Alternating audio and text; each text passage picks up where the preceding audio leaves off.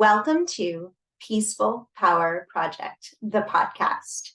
This is the very first episode that I am video recording. So you can listen to this podcast as always, Apple, Spotify, wherever you find your favorite podcasts. But you can also watch this podcast on YouTube, putting Sarah Granato in the search bar. In true Peaceful Power Project fashion, it will be imperfectly perfect. It's actually perfectly imperfect. I don't know. All I know is that it is a much different experience looking at me as I am recording this podcast. So got some nervous laughter, fumbling through the introduction, but here it is. I'm coming to you on YouTube as well as, again, your favorite podcast platform. And if you're watching on YouTube, you will see me glance at my phone. It is where I take most of my podcast notes. I have learned the hard way, and then I'm still learning that though a lot of my inspirations come on my runs, to not do talk to text notes or try to take down notes on my phone while running. I have fallen multiple times saying, never going to do this again. Hold the thought. If it's important, the thought will stay. It'll get to marinate and take on a different life. I've also gone the route of saying, I'm going to stop my run and get this thought down. So yeah, I have fallen doing talk to text notes. I have stopped my runs, and I have also held the thought and allowed it to grow and develop and transform. And sometimes I'll lose some points and gain some other points. So if you see me on YouTube glancing at my phone, that is why. Today's topic, the title of the episode, is How to Stop Complaining. Now, I was inspired to share on this topic. And even just before I share, I spend time processing through this topic because I observed a really annoying complainer, just complaining and just spiraling into complaints and negativity and low vibes for sure. And I observed this person who was me in the mirror. I was like, you got it. All right, you got to stop it. Now, as you know, if you've listened to any of my other podcasts, or if you've worked with me in coaching or teaching capacity, you know that spiritually bypassing, or simply saying like, stop complaining. That's why it's a funny title for the podcast, because I will never say just stop complaining. Well, maybe I have as a mom, and I pause and need to rethink that. But I wouldn't say that, to stop complaining. I just thought it was a simple way to title an episode, and perhaps it was a bit of a hook. How do I stop complaining? Because it's something I probably would have Googled if I wasn't this far along on my journey of self-awareness and self-development. But here I was complaining, and I was participating in a community of complaining. But I was not any less of a complainer or more enlightened of a complainer. I was complaining. And so that inspired this, because it did not, as anyone who is caught in that cycle knows, it actually, like, it doesn't feel good to keep going down that path, or allowing yourself to be like pulled into that spiral. So, a breath. I'll try to do it in like steps. I don't know how many steps there will be, but step one is certainly, like I said, I noticed that annoying little complainer because I was aware.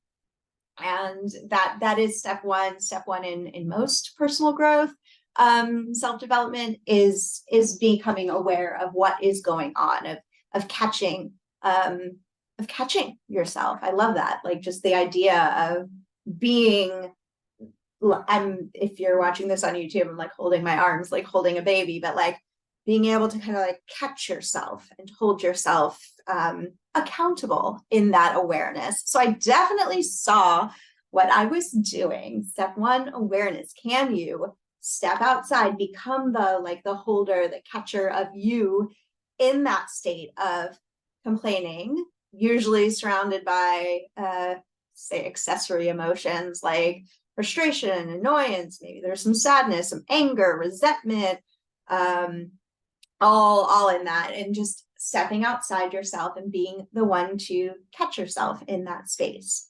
Step two, so awareness. Step two is validation. So that it's so important to feel important, right? Like to not be invalidated, to not be gaslit or like told you don't have a right to feel what you feel. Because for the most part, I'll say this for myself. You can tell me if you relate, but what I'm complaining about is totally valid.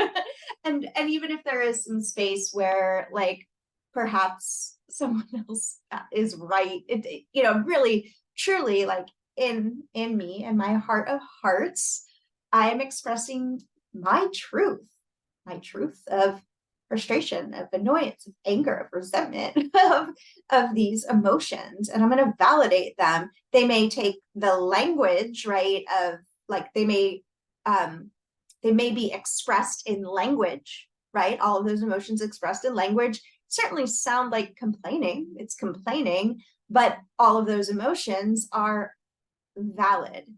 And it's so important to feel important, and not in an ego way, in a connection way, in a alignment way, right? Not I feel more important than anyone else, but in alignment. I feel important. I feel in alignment with myself. So validate. Step one, awareness. I've done like 10 different complaints about basically the same thing, and I'm like, whoa, let's step back before 11 presents itself, because I could certainly go there. I'm going to step back. I'm going to validate. All of these emotions are coming out in language, which is it's complaining language. And all of these emotions, they are valid because they are mine. They are valid because they are yours. Before we can continue, it might be fun to think of something yourself that you are that you've found yourself complaining about lately. I can't disclose it on the podcast just because of I don't know who's listening, so I'm going to keep it at that. But there's an area that I can like spot right now that I complain more than that. Are you complaining about something specific in your life? You can also be complaining about neighbors. You can be complaining about the world, politics. What do you find yourself complaining about? So we'll step one it right now. So becoming aware. What do I complain about? What are pretty uncomfortable, unpleasant, intense emotions that come out in the form of language that is threaded together to be a complaint or multiple complaints? So what is that for you, listener?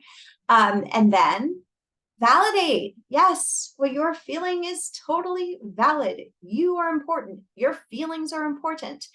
Not because of anything you have earned, and I'll say this time and time again, but because of who you are. Just by being you, what you feel is valid. Okay? Let's see. Three. Three is fun, and three will let me do complaints like 1 through 10 or 1 through 11. It is important to vent. So instead of, I was part of like a community complaint as well. I got a bunch of us complaining about similar things, same thing.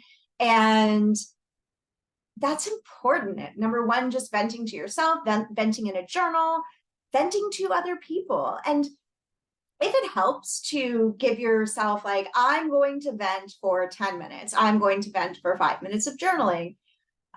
Hey, community, who we all have like the same thing to complain about, let's vent for like 10 minutes together. But then at like the 10-minute point, we're not going to shut it down, but we're going to transition to well, I'm not going to say what we'll transition it to because that's like part of the steps, but venting is so important, and venting in community, beautiful. Now, I guess I used to think that that was just like spreading negativity, but think about boiling anything in a pot with a lid, like a liquid in a pot with a lid. We'll just call it water. I don't know, spaghetti sauce, soup. But I'll say water in a pot with a lid, and we are not venting this lid, and we're on high heat, right? High emotions, high intensity. This is just me, solo, alone, water in a pot, covered, high heat, very intense, and what happens? It will bubble over. The pot, say it has a glass lid, our pot has a glass lid, gets blown off by all the bubbles, and the boiling water is boiling over, and then the pot lid goes to the floor and it shatters into a million pieces. There's glass all over the floor, and then I gotta clean that up, and so on and so forth, if you want to go on with that imagery. Or we could just vent, leave a little space, and then have some release. It is so important to be able to release, and not just like what I did with a sigh or a breath, and not just by like yoga, mindful movement, meditation. We can release in the form of venting verbally and complaining. And with that aside, that it's a very useful thing to do for a period of time. And how do you know? You kind of preface it, like once you open it for venting, go ahead and give yourself a time frame. All right. And then how to make that transition. So there are 3 things I'll speak of here. Kind of how to exit almost like that venting experience or conversation is to move into like kind of close it out by inviting your mind. This one will be first, to about the specific situation. So we're not like, I'm venting, I'm complaining, and now, hey, what are you grateful for?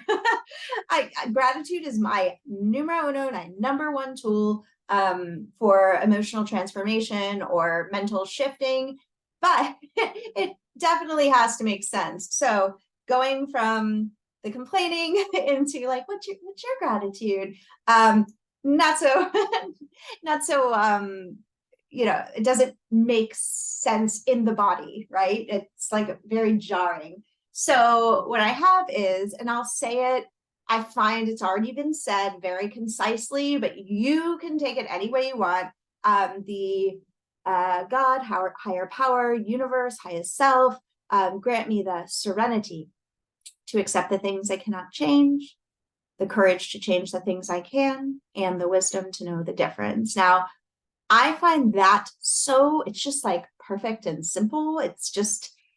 To me, it's very easy to digest and process, and moves me into a space of, all right, about this specific situation, what am I in control of? Let's start with, what am I not in control of here, right? Grant me the serenity to accept the things that I cannot change. What am I not in control of in this situation?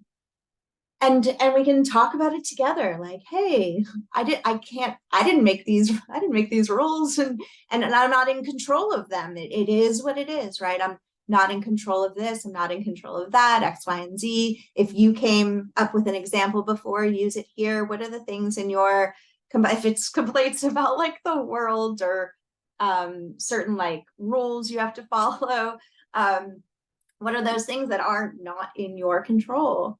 And a few breaths with that in acceptance, and like, this is the way it is. This is the way it is. And acceptance does not mean like resignation, like, I accept this in like with a lot of spite. Acceptance is not a giving up. Acceptance is like moving into a surrender of what is.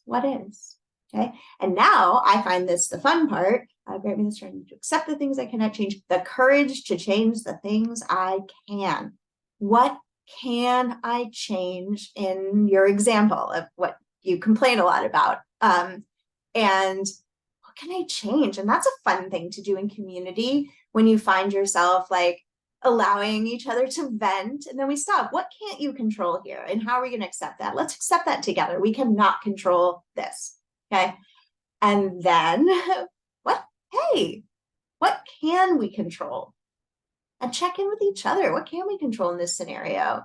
So think about that for yourself. This is a great writing practice as well. So if you really have something and this is resonating hardcore right now, go ahead, pause the podcast or the YouTube and start listing, right? What are we moving into acceptance that we don't have control of or that we cannot change? What can we change? What can we courageously change? And then this wisdom to know the difference. And wisdom is innate. So just taking a few breaths to connect with that inner wisdom, to spend some time with it. So I find that a really nice way to transition out.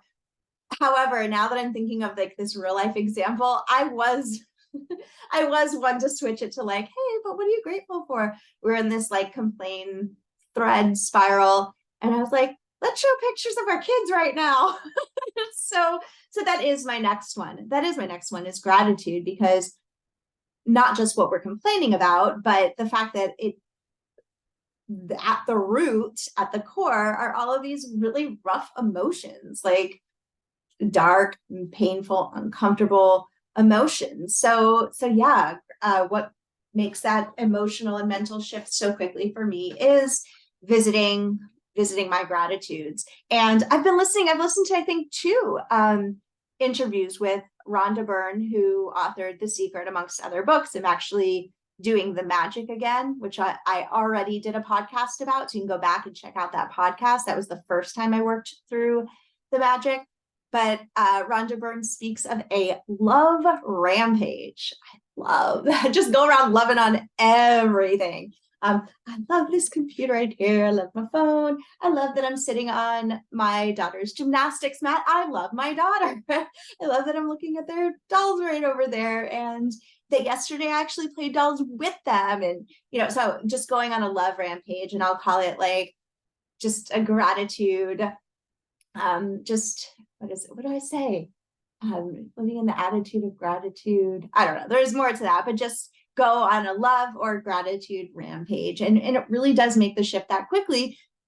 Because when people are sharing pictures of their babies and their kids, we're like, okay. And it brings you into an energetically different space. We have a negativity bias. I've read that it takes like 7 positives to negate a negative to shift into higher vibration. So for every 1 negative, we need 7 positives. I don't have like proof. These are just things I've read, that I always question these like blanket statements, like it takes 90 seconds, more like 90 minutes, 90 seconds to ride the wave of the emotion till the end. I've heard that one before. Not so sure where that came from or what the testing was.